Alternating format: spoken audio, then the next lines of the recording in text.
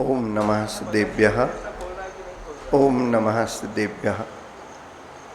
हे शांत संत अरिहंत अनंत ज्ञाता, हे शुद्ध बुद्ध जिन सिद्ध अबद्ध धाता, आचार्य वर उवज्झाय सुसाधु सिंधु, मैं बार बार तब पाद पयोज बंदू, मैं बार बार तब पाद पयोज बंदू।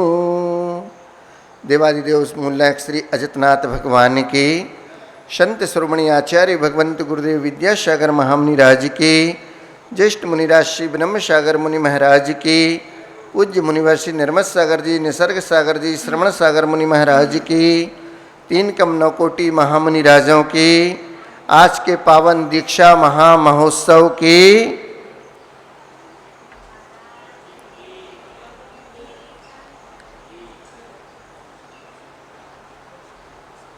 कहते हैं कि आग लगी आकाश में, झरझर झरे अंगार, और संत न होते जगत में तो जल जाता संसार। आज संत के रूप में हमें अरहंत भगवंत जीवंत बड़े बाबा आचार्य भगवंत गुरुदेव विद्यासागर जी महामुनियस का 56वां दीक्षा दिवस श्री अजितनाथ भगवान के समूह शरण में बंधा जी की नगरी में मनाने का सौभाग्य प्राप्त हो रहा है। आज का वह 56 वर्ष पूर्व का अगर हम कुछ दृश्य परिकल्पना करते हैं कि कैसे वह राजस्थान की तपती रेगिस्तान की माटी, जहाँ पर सूर्य प्रचंड प्रखरों से अपने प्रताप और प्रकाश को फैला रहा था, धरती भी नीचे तप रही थी, ऊपर आसमान भी तप रहा था, और इन दोनों के बीच में कोई साधक अपनी साधना के लिए अग्रसर हो रहा था। गुरु चरणों में बैठकर बार बार निवेदन विनम्र पूर्वक आग्रह कर रहा था कि भगवान मुझे ज्ञानेश्वरी दीक्षा देकर कृतार्थ कीजिए। एक तरफ सारी समाज नहीं चाह रही थी कि किसी युवा व्यक्ति को जो आज 18-19 वर्ष का है उनके लिए सीधी मुनि दीक्षा दी जाए, और एक तरफ लेने वाला दीक्षार्थी और देने वाले गुरु महाराज, दोनों का अंतर्द्वंद समाज को देखें या गुरु महाराज अपने उस निर्णय पर आगे बढ़ें जो उन्होंने उस बालक की चर्या को देखकर निर्णय ले लिया। पूछा गया समाज के द्वारा, शिष्टि वर्ग के द्वारा, कि आपने केवल विचार किया है कि निर्णय ही ले लिया है। अगर विचार किया है तो कोई बात नहीं, लेकिन अगर निर्णय हो चुका है तो इसमें अभी थोड़ी सी विचार करने की गुंजाइश है भगवान। तो आचार्य भगवान ज्ञान सागर जी महाराज कहते हैं कि अगर दीक्षा की कोई उम्र निश्चित है, कोई समय सीमा निश्चित है, तो वो हमें आप बता दीजिए। ठीक है, आज मैं उस बालक को दीक्षा नहीं देता, आप सब श्रेष्ठी वर्ग हैं, सब बुजुर्ग हो गए, बड़े हो गए, आप में से कौन दीक्षा लेने आगे आएगा? सारी सभा में मौन छा जाता है। तो आचार्य भगवंत दादा गुरु ज्ञान सागर जी महाराज कहते हैं कि मैंने विचार ही नहीं किया, मैंने तो अपना अंतिम निर्णय ले लिया कि दूंगा तो सीधी मुनि दीक्षा ही दूंगा, अन्यथा मैं उसको जंगल में जाके भी मुनि दीक्षा दे दूंगा। आज पंडित दौलत राम जी की वह पंक्तियां छेड़ालाकार लिखते हैं कि बालपने में ज्ञान न लहो, तरुण समय तरुणी रत रहो, अर्ध मृतक शम बूढ़ा पनो, कैसे रूप लखो आपने, कैसे रूप लखो आपनो। तो और आचार्य भगवान पर ये पंक्तियाँ सटीक नहीं बैठती हैं। आचार्य भगवान ने इन पंक्तियों को उलटफेर कर दिया। आचार्य भगवान ने अपनी चर्या में, अपने दैनिक जीवन में उन पंक्तियों को चरितार्थ नहीं होने दिया जिसमें कहा गया कि बालपने में ज्ञान न लहो। संसारी प्राणी के ऊपर तो ये पंक्तियाँ सटीक बैठती हैं, लेकिन जो एक मोक्ष मार्ग में बचपन से लगा हुआ है और अपने अंतिम श्वास तक लगा हुआ है, उस व्यक्ति पर ये पंक्तियाँ चरितार्थ नहीं हुआ करती हैं। बंधुओं, आचार्य भगवान के ऊपर कौन सी पंक्ति चरितार्थ होती है? बस थोड़ा सा अंतर है, देखिएगा कि बालपने में ज्ञान न लहो, पंडित दौलत राम जी कह रहे हैं, और आचार्य भगवान कहते नहीं, करके दिखा रहे हैं कि बालपने में ज्ञान लहो, तरुण समय तरुणीरत रहो। ये दौलत राम जी कह रहे, गुरुदेव क्या कह रहे कि बालपने में ज्ञान लहो और तरुण समय संयमरत रहो, अर्ध मृतक समय बूढ़ापनो संयमरत रहकर अपनो रूप लखो। आज आचार्य भगवान उसी संयम पथ पर, उसी संयम रथ पर आरूढ़ होकर 56 वर्ष को पूर्ण कर चुके हैं। आज हम उन्हीं का यह पावन दीक्षा महामहोत्सव इस अतिशयकारी अजितनाथ भगवान के समूषण बधाजी में बैठकर मना रहे हैं।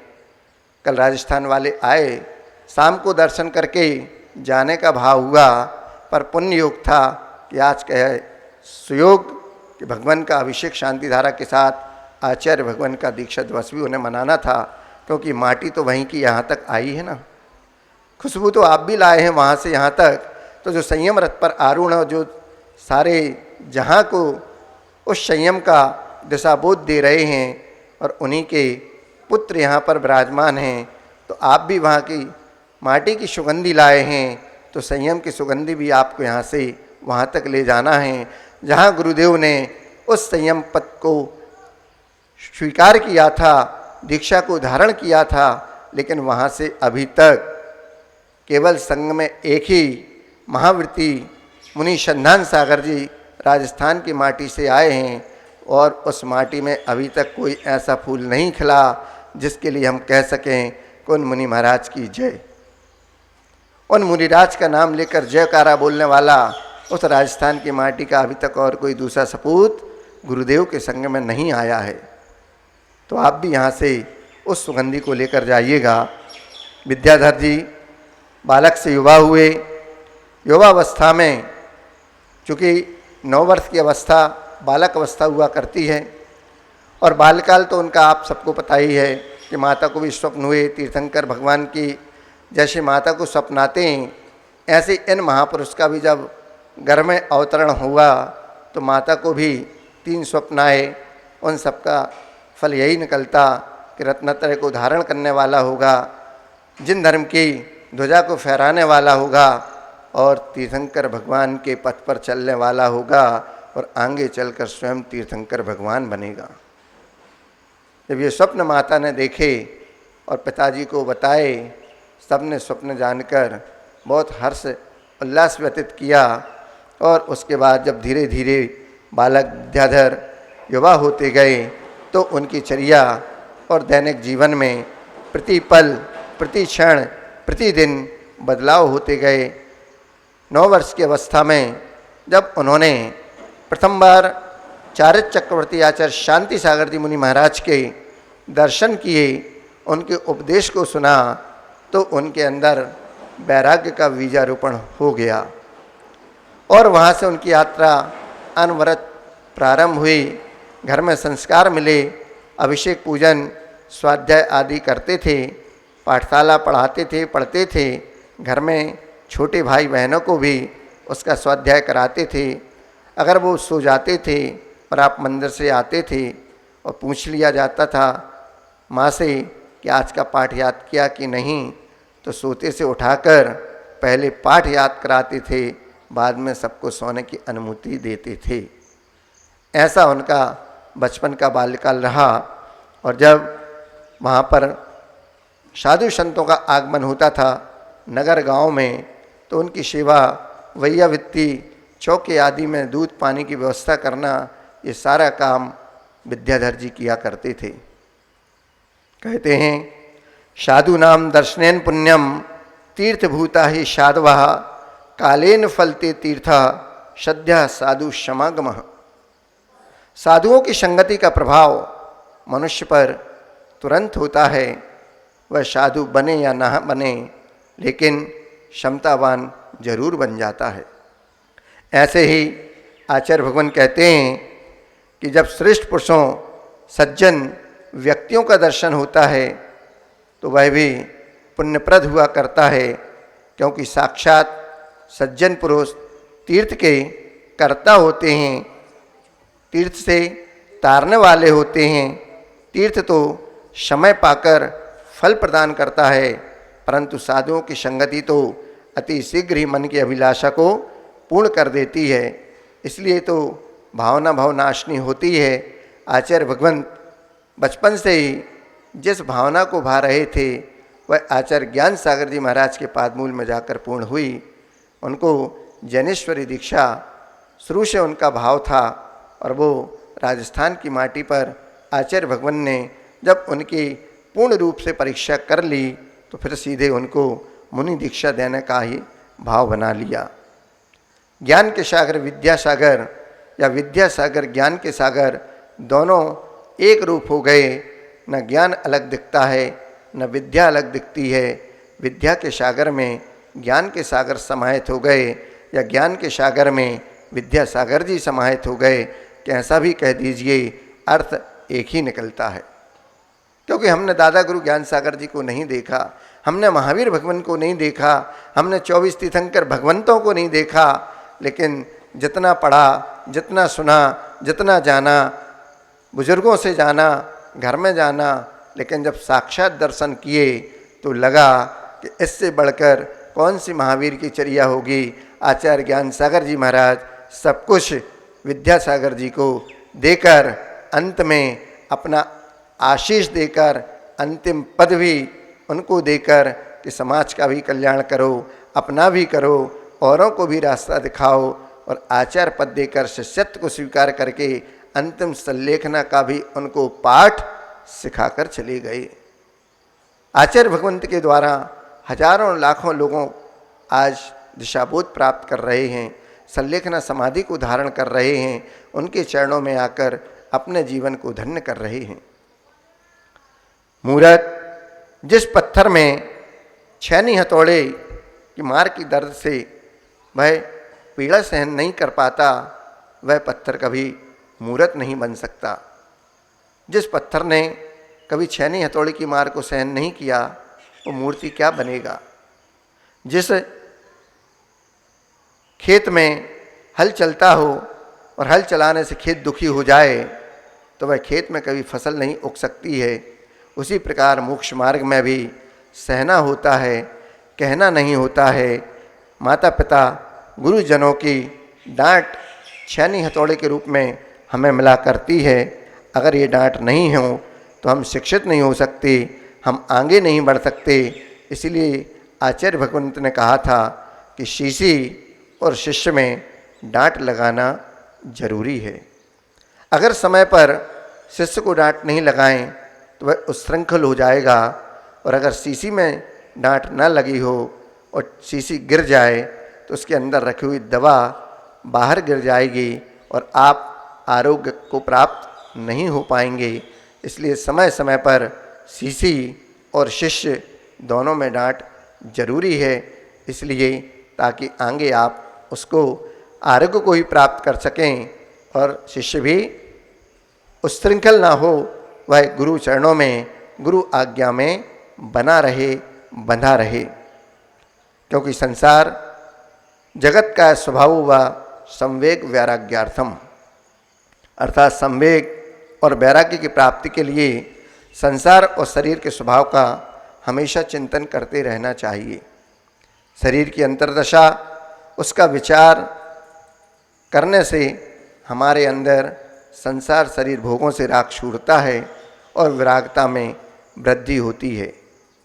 क्योंकि कसायों का जहाँ पर शमन हो और इंद्रियों का दमन हो, उसी का नाम दीक्षा हुआ करता है। आचार्य उमा स्वामी जी महाराज कहते हैं कि जो रज और वीर की जाति वाली 7 धातुओं से व्याप्त हमारी देह है, जो चमड़े से ढके हुए हैं और अनेक प्रकार के छिद्रों से, जिसको आप कहते हैं नवमल द्वार वसे निशिवासर नाम लिए घन आवे, ऐसे छिद्रों से वह प्रतिपल हमारा नवमल द्वारों से मल बहता रहता है, बहुत भारी मल को झड़ाता रहता है। ऐसा यह शरीर जब जीव को गिलानी और भय को क्यों नहीं उत्पन्न कराता है, क्योंकि हम उसके राग में फंसे हुए रहते हैं, इसलिए हमारे लिए वैराग्य नहीं हो पाता है। परंतु आचार्य भगवंत जब घर में थे तो आसपास जो भी त्यागी वृत्ति आते थे, मुनि संग आदि आता था, तो उनकी सेवा वैया वृत्ति में संलग्न रहते थे, उनकी समाधि साधना में पूर्ण रूपेण अपना सहयोग प्रदान करते थे। और ऐसा करते करते उनको भी अपने अंदर संसार शरीर भोगों से वैराग्य उत्पन्न होता था। तब आगे चलकर आचार्य ज्ञान सागर जी महाराज के पास जब पहुँचे तो एक ही वाक्य में उन्होंने उनको निरुत्तर कर दिया था। संकल्प में महान शक्ति हुआ करती है, और जब गुरु के सामने उन्होंने उस संकल्प को दिखा दिया करके, तो गुरु भी ऐसे शिष्य को पाकर निहाल हो जाया करते हैं। क्या था वह संकल्प? मात्र एक वाक्य था कि जब पहुँचे थे गुरु चरणों में तो आचार्य ज्ञान सागर जी महाराज ने पूछा था, कहाँ से आए हो? तो बोले, मैं कर्नाटक से आया हूँ। सद लगा कि उस पावन भूमि से आया हूँ। किस लिए आए हो? तो बोले, ज्ञान की पिपाशा है और जैनेश्वर दीक्षा, मुनि दीक्षा को चाहता हूँ। चूँकि आचार्य ज्ञान सागर जी महाराज पंडित भूरामल जी पूर्व अवस्था से ही बहुत से संघों में जाकर ज्ञान आदि का अध्ययन कराते थे, अध्यापन का कार्य करते थे, कराते थे। तो ऐसे उनके पास बहुत सारे त्यागी तपस्वी भी आए और बहुत से श्रावक भी आए। सब ने ज्ञान का अर्जन तो किया, पर ज्ञान का अर्जन करके वहाँ से चले जाते थे। कोई दादा गुरु ज्ञान सागर महाराज के पास नहीं रुका था। तो उन्होंने भी कह दिया, नाम क्या? तो बोले, विद्याधर। तो बोले, ऐसे विद्याओं को ज्ञान अर्जित करने के लिए कई लोग आए और चले गए। तुम भी विद्याधर हो, तुम भी ज्ञान लेकर तुम भी विद्याधर हो, उड़ जाओगे, चले जाओगे। तब विद्याधर जी ने कहा कि मेरा आज से आजीवन वाहन का त्याग। केवल एक संकल्प उन्होंने गुरु महाराज के उस छोटे से संकेत पर इतना बड़ा आजीवन त्याग का नियम ले लिया।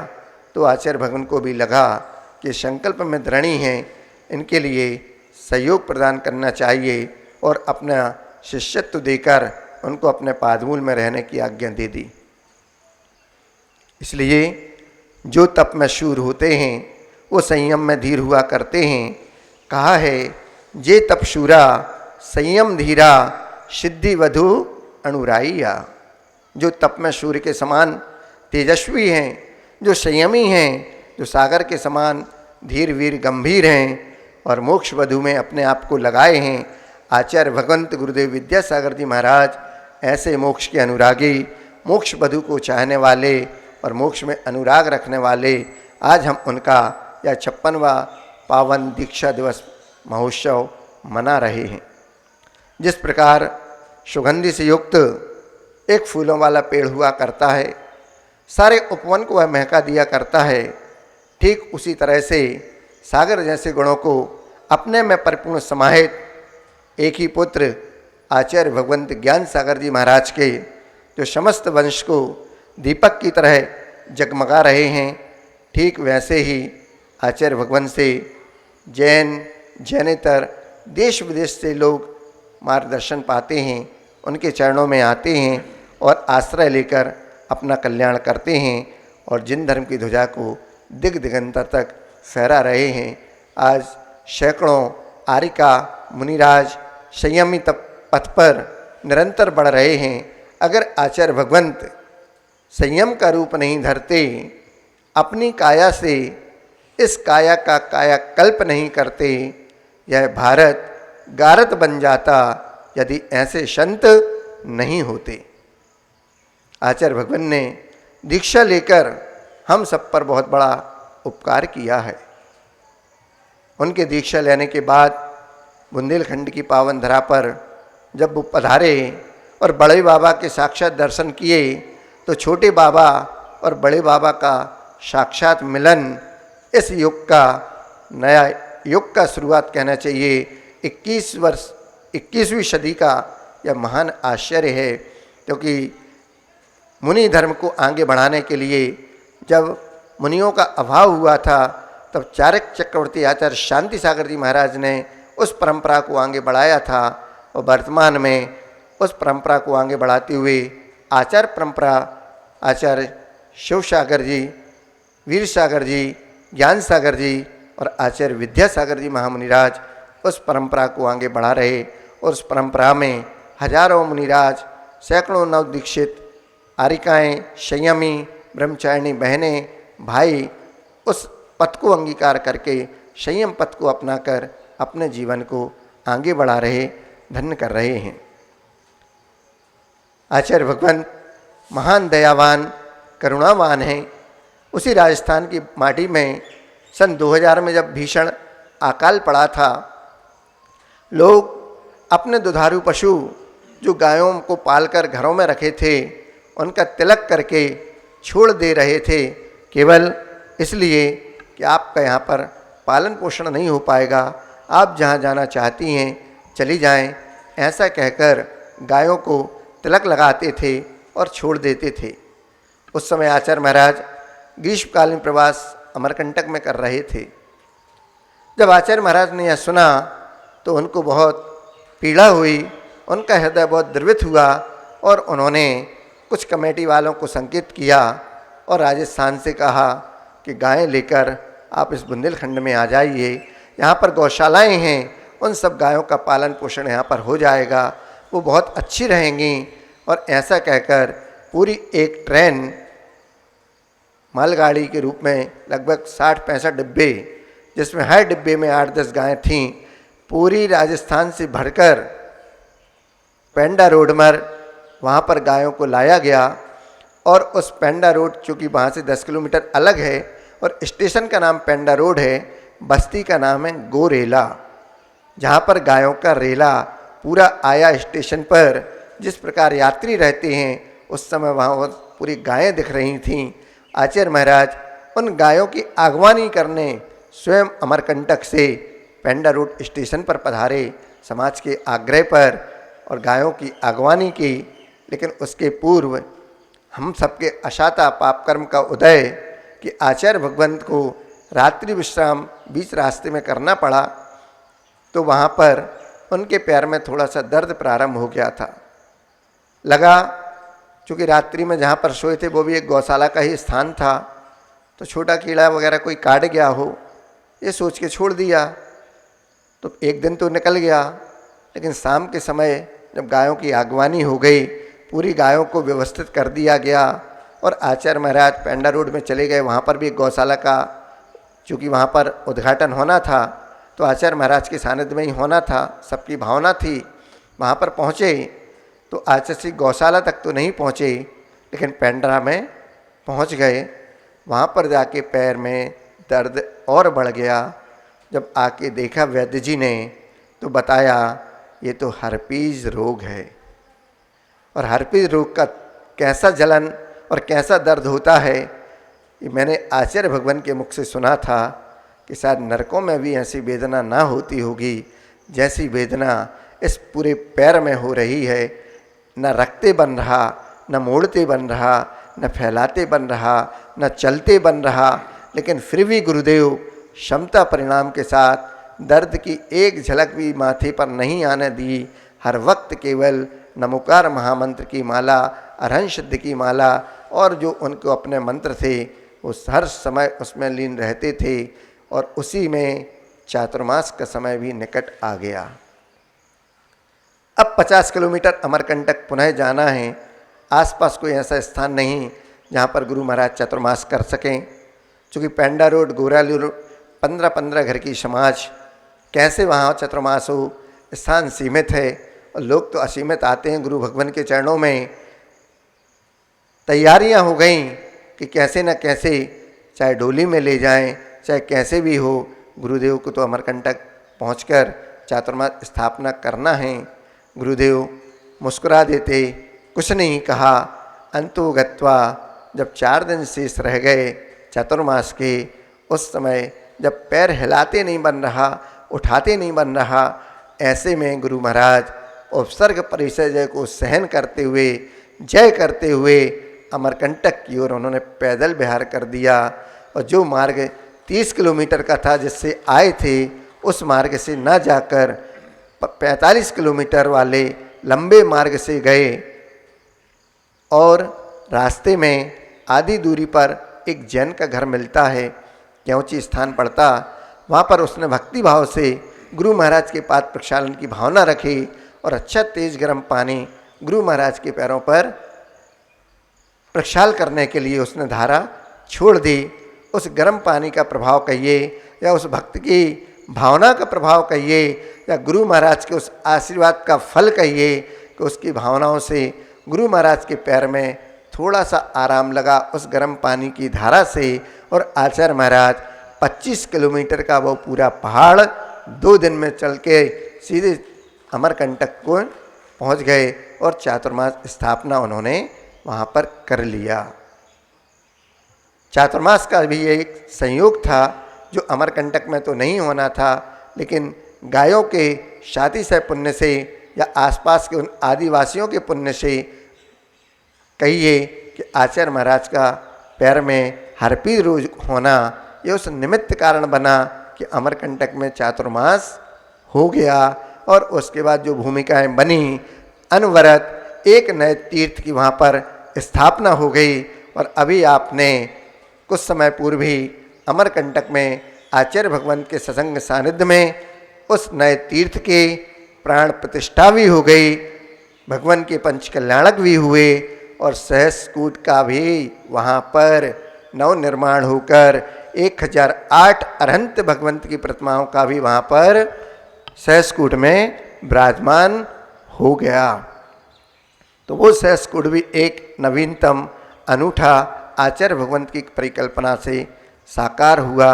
वह सपना जो आप सबके दान पुण्य से, आप सबके उस चंचला लक्ष्मी के दान के कारण ही यह सब संभव हुआ।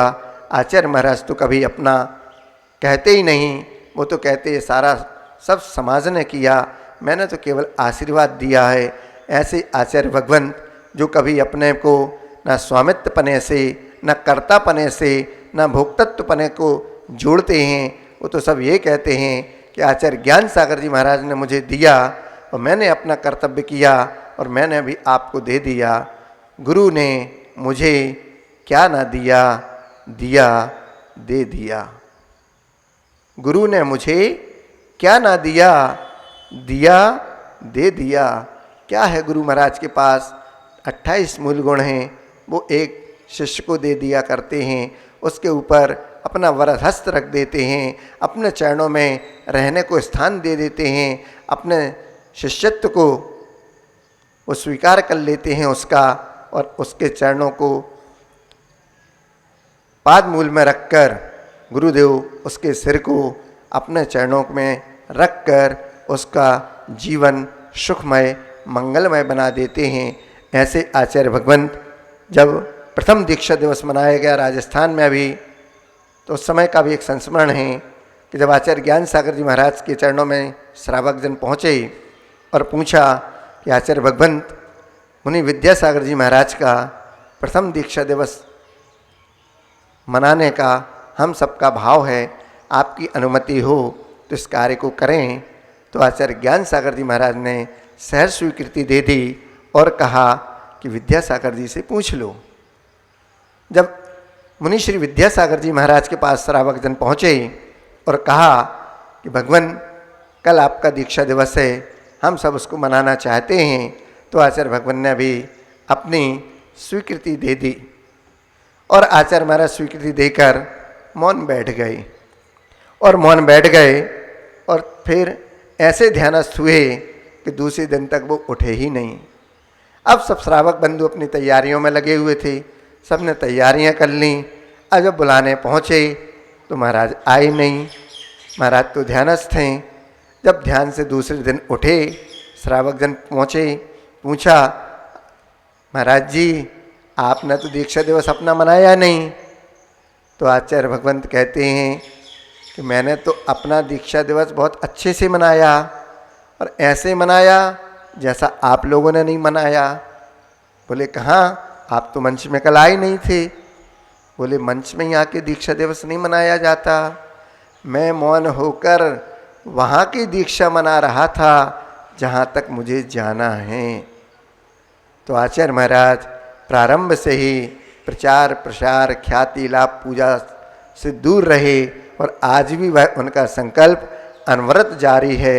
न किसी पूजा में, न किसी ख्याति में, न किसी लाभ में, और न ही किसी के प्रचार प्रसार में वो आगे आते हैं। वो तो कहते हैं मेरा कर्तव्य मैंने दे दिया, अब आप जानो, आपको बढ़ाना है, आप आगे बढ़ाइए।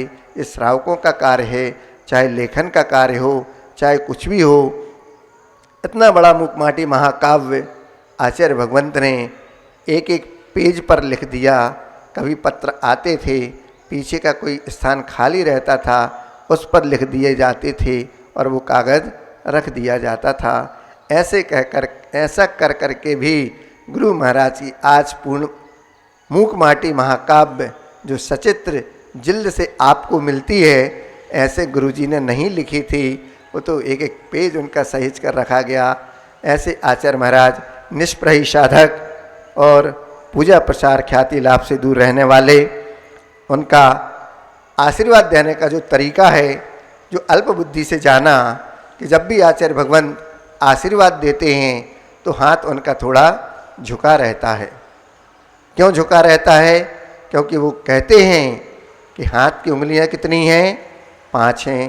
तो इनको तो मिला लीजिए, ये एकता का प्रतीक है। तो थोड़ा सा झुका रखिए, ये नम्रता का प्रतीक है। जिस प्रकार फूल फलों से पेड़ लद जाते हैं तो वो नीचे झुक जाते हैं, तभी उनकी शोभा बढ़ती है। उसी प्रकार से आप सब भी एकता कलौ बलौ के इस सूत्र को अपनाते रहिए। एकता में ही शक्ति हुआ करती है। इसको एकता का प्रतीक मानिए और झुकाने पर विनम्रता, नम्रता आपके अंदर आए। आप नम्र बने रहिए ताकि सभी लोग आपको भी प्रेम और वात्सल्य के साथ अपनाते रहें। ये आचार्य भगवान के आशीर्वाद देने का जो थोड़ा सा हाथ झुका रहता है, उसका मैंने थोड़ा सा चिंतन किया और यही निकाला कि हम सब एकता के सूत्र में बंधे रहें और नम्र और विनम्र बने रहें, ताकि हमारा जीवन भी आगे चलकर लोगों में प्रेम वात्सल्य प्रीति के रूप में बना रहे। क्योंकि जब तक पतंग आसमान में उड़ती है तो डोर हाथ में नीचे रहती है, और जब तक हमने गुरु चरणों से अपनी डोर को बांध दिया तो हमारी पतंग तो आसमान में उड़ रही है। जिस दिन डोर छूट गई उस दिन पतंग का पता नहीं क्या होगा, क्योंकि पतंग पतन को प्राप्त हो जाएगी। इसलिए चाहे माटी के हों और चाहे साक्षात हों, अपने जीवन में एक गुरु को अवश्य बनाए रखिए, ताकि हमारा जीवन भी गुरु चरणों से ओतप्रोत बना रहे। क्योंकि अंत में पूज्य बड़े महाराज के मंगल आशीष भी हम प्राप्त करेंगे।